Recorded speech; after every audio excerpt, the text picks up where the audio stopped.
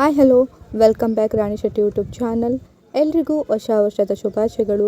ಎಲ್ಲರೂ ಹೇಗಿದ್ದೀರಾ? ಎಲ್ಲರೂ ಚೆನ್ನಾಗಿದ್ದೀರಾ ಅಂತ ಭಾವಿಸ್ತಾ ಇದ್ದೀನಿ. ಹೊಸ ವರ್ಷದಲ್ಲಿ ಮಾಡಿದ್ದ ವಿಡಿಯೋನ ನಾನು ಸ್ವಲ್ಪ ಲೇಟಾಗಿ ಪೋಸ್ಟ್ ಮಾಡ್ತಾ ಇದ್ದೀನಿ. ಬನ್ನಿ ಇವತ್ತು ನಮ್ಮ ಅಜ್ಜಿ ಮಾಡಿರೋ ರವೆ ಉಂಡೆ ರೆಸಿಪಿನ ತೋರಿಸ್ಕೊಡ್ತಾ ಇದ್ದೀನಿ. ನಮ್ಮ ಅಜ್ಜಿ ರವೆ ಉಂಡೆ ಮಾಡುವುದಕ್ಕೆ ಏನೆಲ್ಲ ಇಂಗ್ರೀಡಿಯೆಂಟ್ಸ್ ತೊಗೊಂಡಿದ್ರು ಅಂತ ನೋಡೋಣ ಬನ್ನಿ ಫ್ರೆಂಡ್ಸ್. ನಮ್ಮ ಅಜ್ಜಿ 1 kg ಸಕ್ಕರೆ ಮತ್ತು 1 kg ರವೆ ತಗೊಂಡಿದ್ದಾರೆ.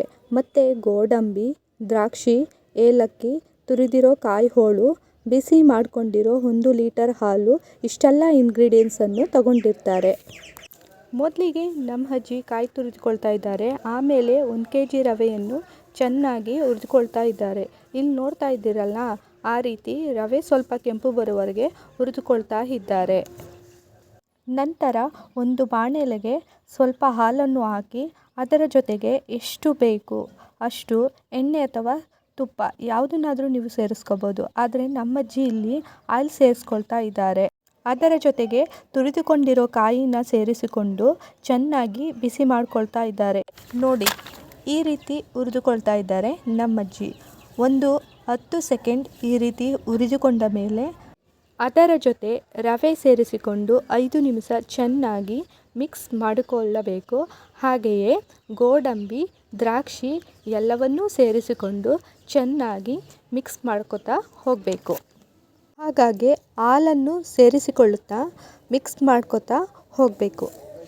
ಕೊನೆಗೆ ಸಕ್ಕರೆಯನ್ನು ಸೇರಿಸಿಕೊಂಡು ಅದನ್ನು ಕೂಡ ಚೆನ್ನಾಗಿ ಮಿಕ್ಸ್ ಮಾಡ್ಕೋಬೇಕು.